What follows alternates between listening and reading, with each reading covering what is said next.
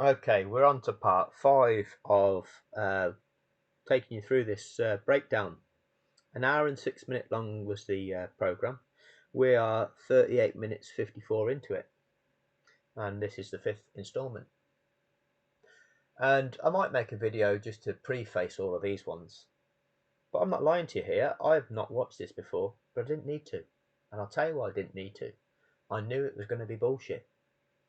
I knew it was going to be bullshit, and as I'm watching it, I'm picking out the bullshit and telling you about the bullshit. Okay? You just need to have the ability to see the bullshit and see that what they are doing and what they're not doing. All right? Oh, everyone's had a great season. Everyone's such a great guy. Everybody. We all agree this. We all agree that. We're the experts, right? Yeah. No. Yeah. Yeah. Look at this. Look at that. It could be this. They've not once spoken about the rules being broken to set up a last lap shootout when it shouldn't have been like that. 38 minutes into an hour long show. But we're interviewing all the drivers that have all had great seasons and are all great guys. Anyway, we'll crack on with it. Kimi, that wasn't the way it was supposed to end. How do you feel?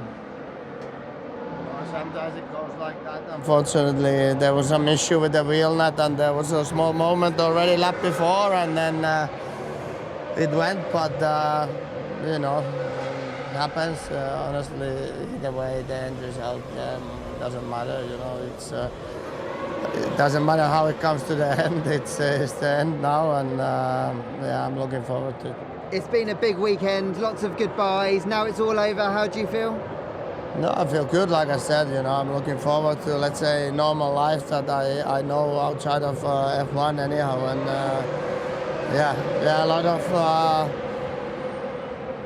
good wishes and this and that, and you know, I'm not a big fan of them, but it's great to see, you know, all the support and you know, a lot of great people here, and you know, but no, you know, I'm happy I lived through it, and you know, I'm happy to go and do normal things.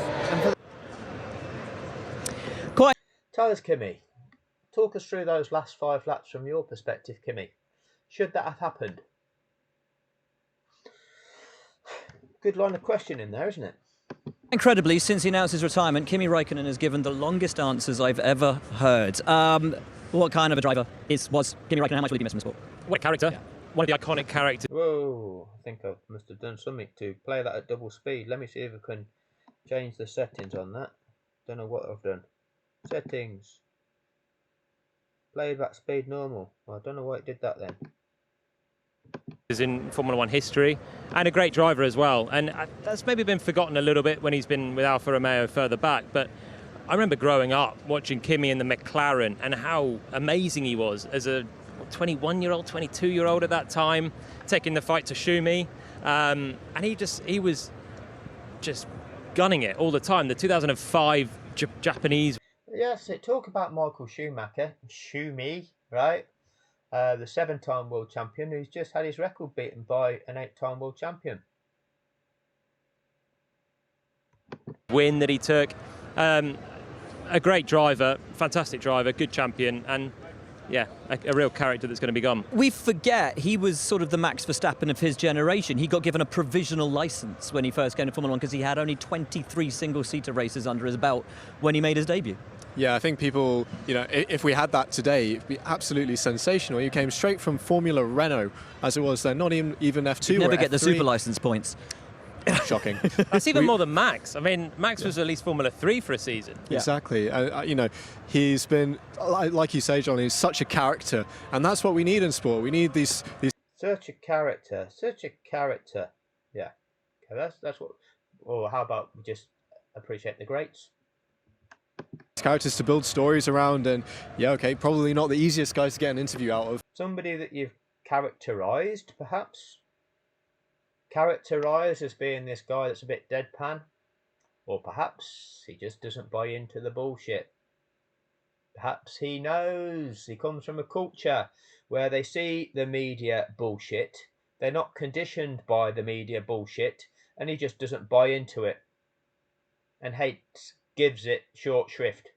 Oh yeah, what a character old Kimi is. What a character he is. But bloody hell did he have a lot of fans. Can you imagine another Kimi coming through?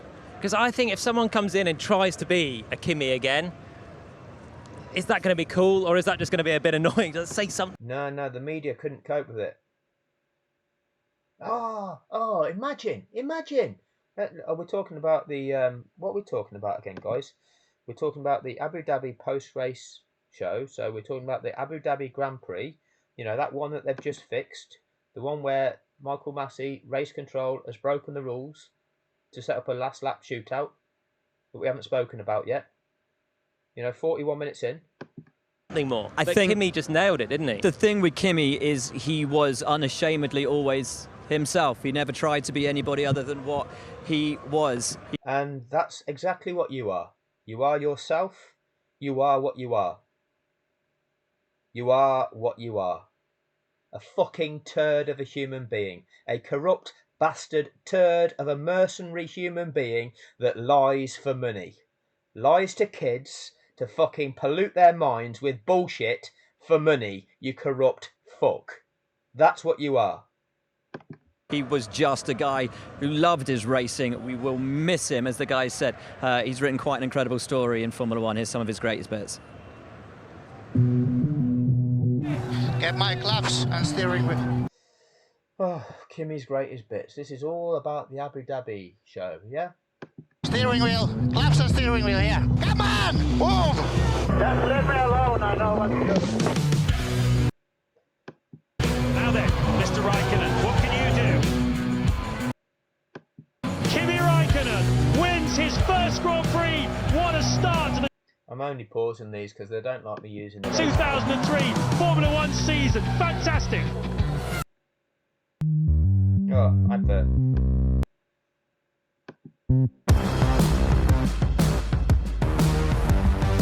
Boss Bottled They'll get and the some new money out of Elixir. that. Raikkonen on a charge now. Kimi Raikkonen wins for Ferrari and Belgium. Kimi Raikkonen is in another league right now. This is absolutely thrilling stuff. Kimi Raikkonen wins the US. I didn't think anybody won in this area. I thought it was only Lewis Hamilton because Lewis Hamilton had the best car and he didn't have any competition. Fanboys, are you seeing what's happening here? Fanboys, can you see that there's other drivers winning races and Lewis Hamilton had competition that he had to overcome? Yeah? Other teams which produce race-winning cars. Grand Prix. Well done, my friend. Thank you. Finally. By my calculations, we win the championship by 1 point. For sure. Yeah, that was the season where Lewis went into the pit lane. I think it was in China and skidded out. Don't know whether that was Lewis's decision or his team's decision not to pit him. Where I was screaming at the television about 4 or 5 laps earlier because you could see some white on the tyres where you could see the rubber had come off the tyres and you're like, just pit him. He might not win the race. He won't win the race, but he'll get points and they accumulate. Screaming at the telly I was in that first season. And it didn't happen. And then 4 or 5 laps later, oh, we'll pit you for some tyres now. And again, I don't know whether it was Lewis that was saying, no, I'm not coming in, or whether it's his team that just delayed it. And when he finally went into that pit lane, he skidded into the gravel. No World Championship. And then we find out that Alonso that season is paying off Lewis's pit crew to sabotage Lewis. This is the bullshit of this sport. This is the bullshit. I'm gonna enjoy today. Can Raikkonen sweep in? Yes, brilliant. What a brilliant move. Grand Prix racing and it's absolute finest. Sensational performance. Obviously, I'm happy. So, just prove some people wrong. Makes enough fun for me.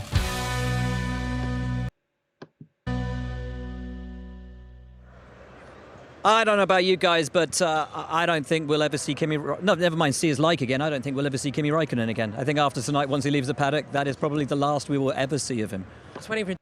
Well, be good, because maybe he wants to leave this fake bullshit behind him. Who knows? Who knows? He might need some money at some point, so... Who knows what people do for money? Who knows what people do for money? To be a big special guest and do the last half an hour of post-mortem with us. Probably home already, isn't he? Yeah, I think so. Probably already jumped on the flight back. No, it's going to be sad to see him go, but I think he'll probably try and go out with a bang tonight.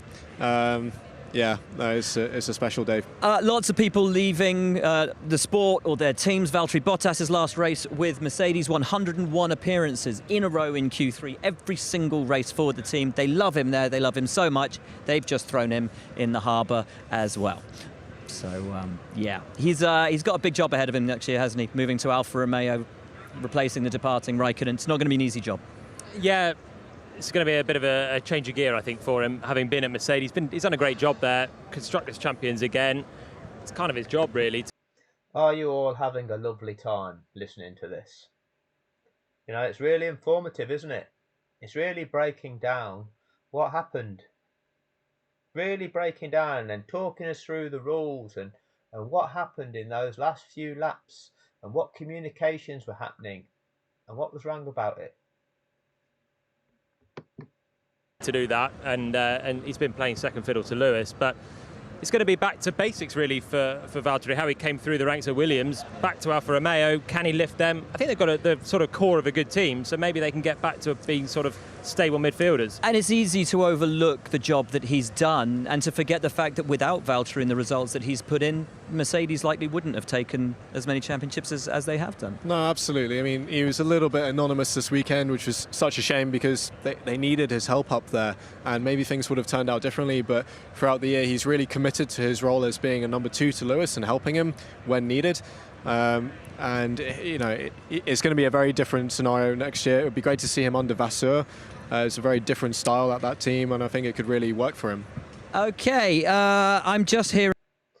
Yeah, let's all predict what we think is going to happen next year with that expert insight that was really informative and, you know, told us nothing that we didn't. Anybody that actually has got some sort of knowledge is like, well, you're downgraded to a team that's not going to be as competitive. You're not going to do as well. That's about where it is. But you're going to say, oh, but it's interesting to see what's going to happen there with a different team manager, and it's going to be a different dynamic. Okay, thanks for that. Hearing in my ear, Sam Collins, our tech analyst, is around in the paddock with some breaking news. Oh, here we go. The analyst with some breaking news. Let's see what. I've got no idea what. Seriously, I've not watched this before. Let's see what the breaking news is. All right, let's see what the breaking news is. We're 45 minutes into an hour and 6-minute show. After the Abu Dhabi Grand Prix, we've got some breaking news. Let's have a look. Sam, what's going on, man? Got an advert. Happy days.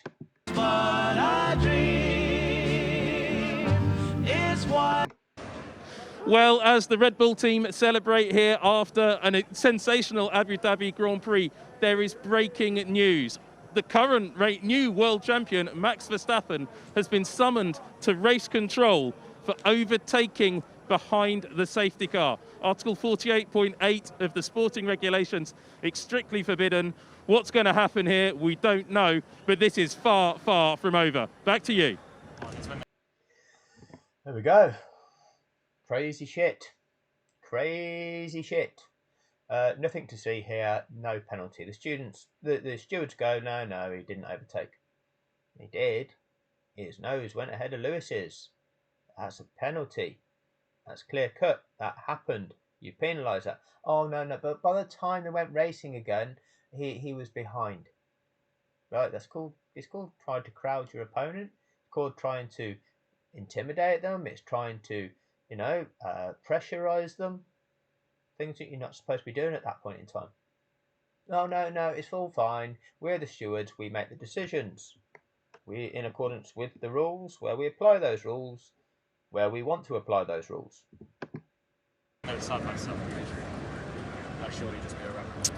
So, overtaking under the safety car. I think we all know the moment that we're talking about. We can have a replay of that right now. Guys, can you roll VT and we'll talk it through.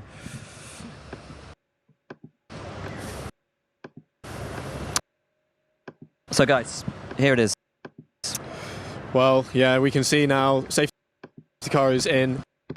Lewis is now effectively the safety car. He has got... I've actually overshot a bit. Max was a tiny bit further ahead just before I managed to stop it. the control of the pace. Max is already up alongside him. Very. Let me see if I can rewind that to pause it at the correct moment in time. Effectively the safety car. He is... No, there you go. He's ahead there, isn't he? It's clear. He's got the control of the pace. Max is already up alongside him, very aggressive. Oh, let's use this term aggressive. The kids like the aggressiveness. And he's just nudging ahead right there. It's like an inch there, isn't it? An inch there. Doesn't matter, does it? Doesn't matter. If they cross the start-finish line like that and it's the last lap, that car that's the inch ahead is the one that's done the overtake because it's ahead. Yeah, it wins. Oh, it's only an inch. It's only an inch. It doesn't matter. Of course it matters. Yeah, really, he shouldn't be doing that. He should be staying in line, but I don't know. It's psychological games, There you go. Psychological games. Not allowed. isn't it? Coming on to the last lap. Make your presence known. No. Soft tyres. Lewis, I'm sure, wouldn't have been oblivious to the fact that Max was there anyway. But he's just trying to just get in Lewis's head.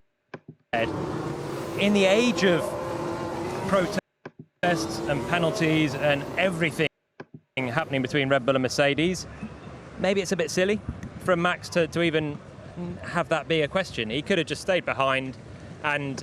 Exactly. Didn't need to be there, did he? Just abide by the rules of the sport. Quite simple, isn't it? He's champion now without having to go to the stewards room, but with everything that's happened, a bit of bad blood between Red Bull and Mercedes, he's given someone an option to do something. Just bring it back. And they didn't do it. And they didn't do it. Right? But yeah, that it's just that could deprive him of being world champions. Nothing to do with the fact that they've fixed it for him. Back to what we were discussing at the start of the show with lap one. When is a driver ahead? Well, he was ahead though, wasn't he? At one point, because his nose is ahead of the other car. But is that fully ahead? I mean, that's what. Yeah, Buxton, you validating prick. It's clear, and the example I've given, they crossed the start-finish line like that at the end of the Grand Prix. Which one wins? Which one is deemed ahead? You validating prick. Well, that's the question. I think under the safety car is quite clear. You know, we're not talking about racing room or to the corner at this stage. He had his nose ahead. That's pretty slam dunk. Will they penalise him in terms of position for a world championship for that? Which is right. So if it wasn't for a world championship, would they penalise him? Yes. So what difference does it make?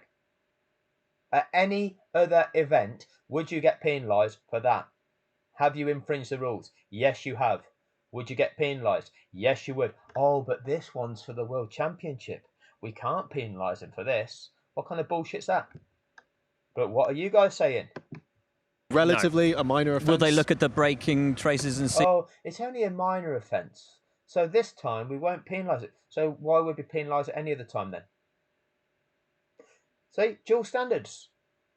If there is a penalty, there's a penalty. If there is an offence, you get a penalty.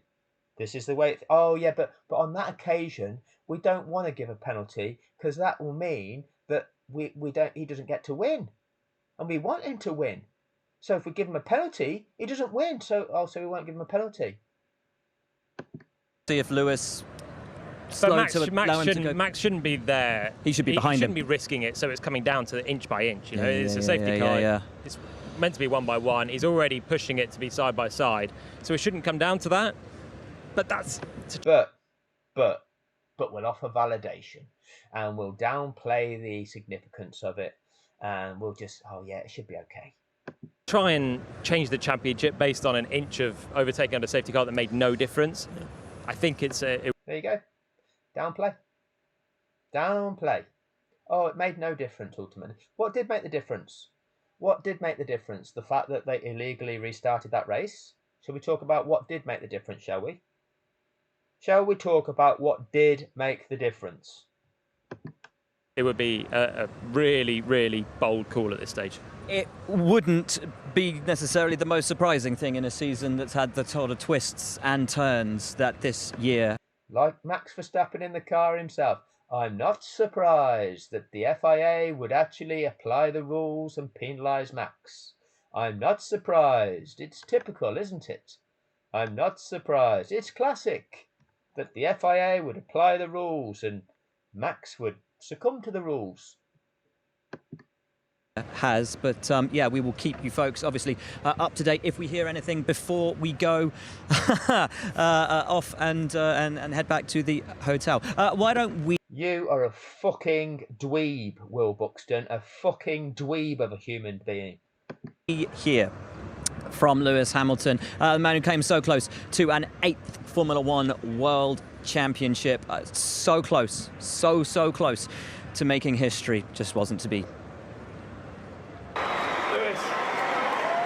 It's been an amazing season to watch for everyone, for the fans of Formula One. Whether you're a Max fan, whether you're a Lewis fan, it's been one of those seasons that's got down to the wire, to the last lap of the race. It didn't go your way, but you must be proud of what you've done this year. Yeah, well, I mean, firstly, a big congratulations to Max and to his team. I think we did an amazing job this year. My team, everyone back at the factory, all the men and women we have and here worked so hard of this whole year. It's been the most difficult of seasons, and I'm so proud of them, so grateful to be a part of the journey with them. And yeah, we gave it everything. This last part of the season, we gave it absolutely everything, and we never gave up, and that's the most important thing. You obviously started a little bit on the back foot at the start of the year, but as you said, you guys worked together. Very strong end to the season. Didn't quite go your way, but I think we've seen the best Lewis Hamilton. You see what they're playing in the background? You see what the sport is playing in the background? The lap one thing, where the sport described that as Lewis Hamilton cutting a corner and getting an advantage. Oh, and he's got to give that place back. They've played that a couple of times, haven't they? Is that not trying to undermine this guy as they're interviewing him? I've ever seen, and you seem very confident in your ability to come back next year and fight for that crown again. Yeah, of course I've been feeling good, great in the car this past couple of months, particularly at the end. If I'm honest, we were still in the pandemic, and I just really wish everyone to stay safe and have a good Christmas with all their families, and yeah, we'll see about next year. I feel it's one person has to win the World Championship, but I feel you deserve something this year, mate. That was an exceptional year, so congratulations. Thank you, man. So it's got another advert. So you saw what was played in the background? All that, and all they played in the background was the Turn 1 incident, pit stop, and the bit where I think he'd passed Checo. 911, this call is being recorded. What is your emergency? You ready? Let me just pause this to the end of this advert. We're back. Good to hear from Lewis Hamilton, conciliatory and magnanimous in defeat, but will it be defeat? Sam Collins has more. Yeah, thanks, Will. I'm down here at race control. The door's obviously very much shut behind us. And the breaking news is there is a second protest which has been lodged by Mercedes. I've just seen Andrew Shovlin go into the race control building along with representatives from Red Bull. Now, if you...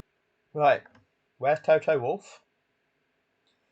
This is the most corrupt, significant thing that you'd ever have to protest about in the sport of Formula One. Toto Wolff is the team principal. Where is he? Along with representatives from Red Bull. What are they doing there? The decision isn't based on Red Bull. The decision in any of these protests is, right, FIA, Max has overtaken Lewis during the safety car. Oh, let's ask Red Bull what they think. Or no, do you just get the video evidence and go, yeah, let's have a look at that. Did it happen or did it not? The facts. Oh, let's ask Red Bull what they think. Fuck off, Red Bull. It's not about what you think or what you want to present. There's evidence. Okay, let's have a look at the footage. Oh, Max's car went ahead. Oh, what do you say about that, Red? Oh, he only went ahead by an inch, and he only did it for 1 second, and he didn't gain an advantage. Doesn't matter. Irrelevant. Irrelevant. What are the facts? Did it happen? Did it not? It's binary. Did it happen? Did it not? Yes, it happened. Shut up then. It's an offence. What's your protest, Mercedes? Well, the protest is the FIA didn't follow the rules of the sport. Let's have a look at the rules of the sport. Did the FIA follow the rules of the sport? No, they didn't. Yes, you're right, Mercedes. We can't allow that. So we need to reassess. Red Bull, what do you think? Oh, well, we think that the rules are something else. We think the rules are different. We think that this rule overrides this rule. We think that once you do this, then you have to do that. And we think the race director has this rule where he can do what he wants. Shut up, Red Bull. It's nothing to do with you. It's not about what you think, Red Bull. It's quite a simple case of what's right, what's wrong. It's binary. These are the rules.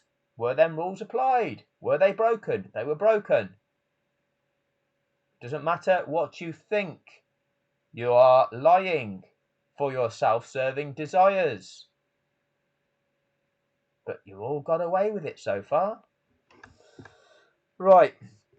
Let's carry on for a little bit longer.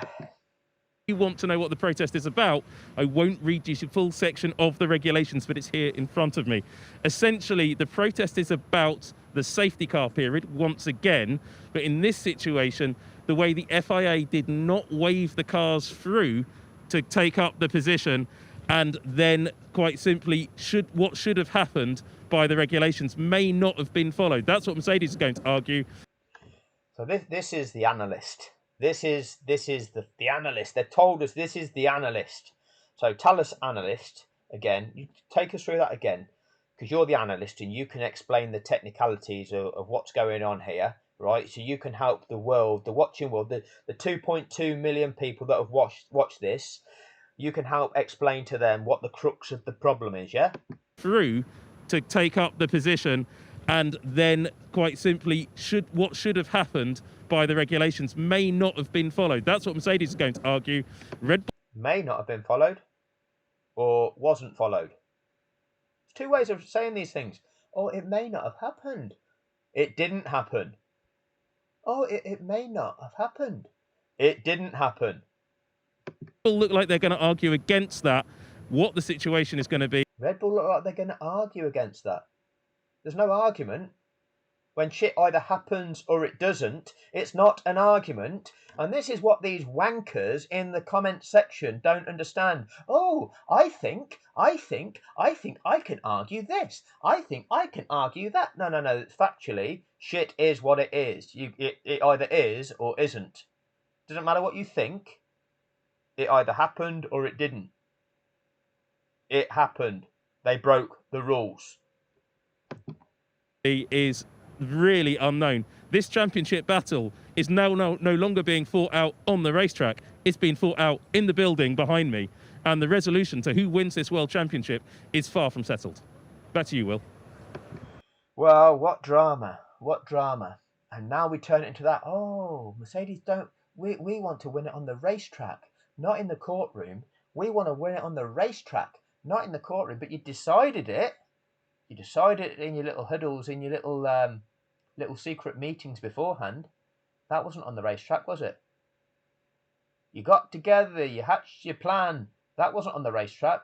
When you decided, oh, ideally we don't want to end behind a racing car, a safety car, because some of the audience will go, oh, this is a bit crap, bit of a rubbish finish, but won't bother watching Formula One again. We want to keep them because it makes us all more valuable. Yeah, that's a good idea, isn't it? Ideally, we don't want to finish behind the safety car. So, what we need to do is hype the shit out of everything. Make everybody believe it's possible to have a racing finish. Lie about the rules of the sport. Allow you, Red Bull, to go away and hatch your plan. FIA, you can break the rules. You can lie to people. And then all of us in the media, we won't tell anybody. We'll just fake the shit out of everything. And we'll just divert your attention to other things and never really tell you the truth about what's really going on. Still more to come. Believe it or not, this hour, 6-minute long bullshit presentation that tells you nothing. Tells you nothing. And this is exactly what has happened with every single media presentation in the aftermath of this event. 2 years later, 2 years on, nobody in the media is exposing the truth. And if you can't see that in this world, you're just being lied to. You're being lied to. Nobody is being truthful. Nobody is exposing the facts. You're just being fed a narrative that fulfills somebody's bullshit agenda. Oh, energy prices. Oh, that's due to the war in the Ukraine or a global shortage or Brexit. No, it's not. It's due to these energy companies raping you for fucking billions, making record profits, and governments allowing it. Oh, yeah, and we're going to help you out with your energy bills by giving you households £400 to help you soften the blow of those price increases. What, so you can use taxpayers' money to have to pay these fucking billionaires so that they can make billions and deprive institutions like the education system and the National Health Service, underfunding them so you can make it look like they're going to fail, so you sell them off to private enterprise as well, yeah? Yeah. That's just one. And there's hundreds of situations where the narrative you're fed is utter bullshit. It's utter bullshit. And somebody is making billions. And somebody in government is getting a backhander, making fuckloads of money. Making fuckloads of money. Either they've got shares in something, they're going to be put on the board of something, they're getting cash from somewhere. It's happening all the time, and people are duped. And the media just give you the narrative. Oh yeah, we're all gonna have to shoulder the burden of this collective burden. It's just going to be a difficult short period, but then this is just the changing context of things, isn't it? Yeah, it's just like that.